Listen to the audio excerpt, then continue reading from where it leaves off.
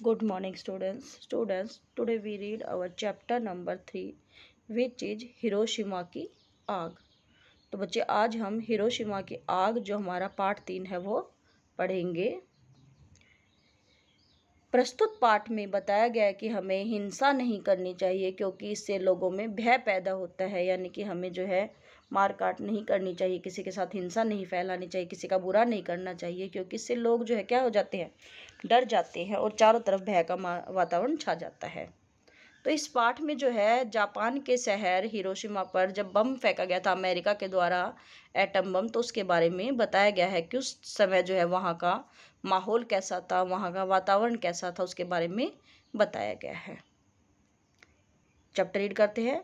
उस दिन जापान के हिरोशिमा शहर का आसमान नीला और साफ था, यानी कि जापान का जो हिरोशिमा शहर था वहाँ पर आसमान बिल्कुल नीला और साफ था।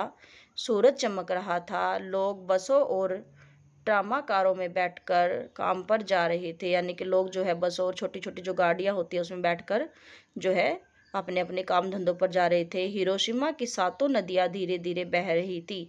हिरोशिमा में जो है 7 नदियाँ हैं, तो वहाँ पर पानी जो है बह रहा था और गर्मी का मौसम था। सूरज की किरणें पानी की सतह पर थिरक रही थी, यानी कि सूरज की किरणें जो है धूप लगने से चमक रही थी।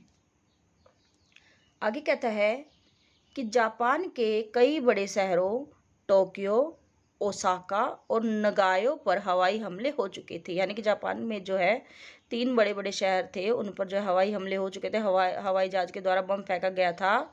हिरोशिमा अभी इन हमलों से बचा हुआ था, यानी कि हिरोशिमा पर अभी ऐसा कुछ नहीं हुआ था। तो हिरोशिमा के लोग इस बात से खुश थे कि भैया हमारे ऊपर कोई हमला नहीं हुआ, हम सेफ हैं। वैसे उन्होंने हवाई हमलों से बचने के लिए जो भी संभव था तैयारियां की थी, यानी कि उन्होंने भी जो है बाकी शहरों पे हमले हो चुके थे, बम गिराया जा चुका था, तो उन्होंने भी पहले से तैयारियां कर रखी थी, कभी कभी हमारे साथ भी ऐसा हो गया तो हम क्या करेंगे। आग ना फैले इसलिए पुरानी इमारतों को गिरा दिया गया था, यानी कि जो टूटी फूटी इमारतें थी, बिल्डिंगें थी, उन्हें गिरा दिया गया था। सड़कों को भी चौड़ा कर दिया गया था, सड़कें भी चौड़ी चौड़ी कर दी गई थी। जगह जगह पर आग बुझाने के लिए पानी का प्रबंध किया गया था, यानी कि पानी भी रखा गया था जगह जगह पर, ताकि बाई चांस एकदम से आग लग जाए तो पानी से जो है आग को बुझाया जा सके।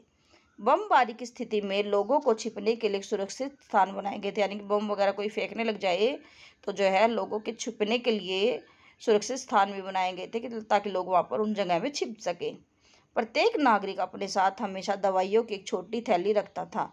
हर कोई जो अपने साथ एक दवाई की छोटी थैली रखता था।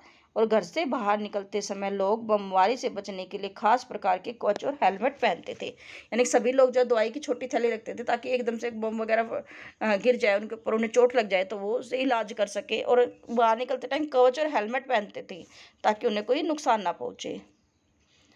आगे कहता है कि माई 7 साल की थी। इस चैप्टर में माई नाम की लड़की, उसके बारे में बताया गया है। तो कहता है माई 7 साल की थी और वह हिरोशिमा में अपने माता पिता के साथ रहती थी। माई जो अपने माता पिता के साथ रहती थी। कल ही उसका चचेरा भाई गांव से आया था, यानी कि माई का जो चचेरा भाई है वो गांव से आया था। वह अपने साथ खेत से कुछ ताजी शकरकंदियां लाया था। तो माई का जो चचेरा भाई है वो अपने साथ ताजी जो है शकरकंदियां लाया था खेत की। माई अपने माता पिता के साथ सुबह सुबह शकरकंदियों का नाश्ता कर रही थी, यानी कि माई जो है शकरकंदियाँ जो उसका भाई लाया था उसका नाश्ता कर रही थी। माई को बड़ी भूख लग रही थी और शकरकंदियाँ उसे बहुत ही पसंद थी, यानी कि उसे शकरकंदियाँ खाना बहुत ही अच्छा लगता था उसे। आगे कहता है कि तभी अचानक एक भयंकर हादसा हुआ। चारों ओर आंखों को चौंधा देने वाली बिजली कड़की, यानी कि जैसे वो नाश्ता कर रहे थे तभी ऐसा लगा कि एक भयंकर हादसा हुआ है और बिजली कड़कने लगी। बिजली पहले नारंगी और फिर सफ़ेद रंग की हो गई, यानी कि जो बिजली चमक रही थी पहले जो ऑरेंज ऑरेंज कलर की थी, फिर सफ़ेद रंग की हो गई। ऐसा लगा जैसे हजारों बादल से एक साथ बिजली गिरी हो, यानी कि बहुत बड़ा हमला हुआ हो।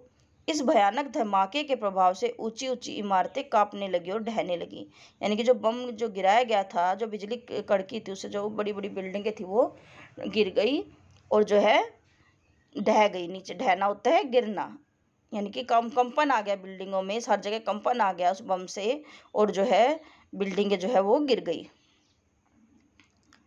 इस प्रलय से कुछ क्षण पहले ही, यानी कि इस जो ये हादसा हुआ था इससे कुछ समय पहले ही अमेरिका वायुसेना के विमान इनालागे ने हिरोशिमा के ऊपर उड़ान भरी थी। यानी कि अमेरिका का जो जहाज था इनालागे, इसने जो है हिरोशिमा के ऊपर उड़ान भरी थी, हिरोशिमा के ऊपर से गया था, उसने ही इस विस्फोटक बम को गिराया था। उसने जो है जापान के हिरोशिमा शहर पर बम को गिराया था। यह कोई साधारण बम नहीं था, यह एटम बम था, यानी कोई सिंपल आम बम नहीं था, यह एटम बम था। और बम का नाम B-29 विमान के चालकों ने, यानी कि वो जो जिस जहाज में बैठे थे B-29, उस जहाज के चालक होता ड्राइवरों ने उस बम का नाम लिटिल बॉय रखा था। यानी कि उन्होंने जो था हिरोशिमा पर भी जो है बम गिरा दिया था, परमाणु बम जो था, एटम बम था, वो गिरा दिया था। लिटिल बॉय हिरोशिमा शहर पर 6 अगस्त 1945 को सुबह 8:15 पर गिराया गया था। यानी कि जो बम था वो 8:15 पर जो हिरोशिमा शहर पर गिराया गया था।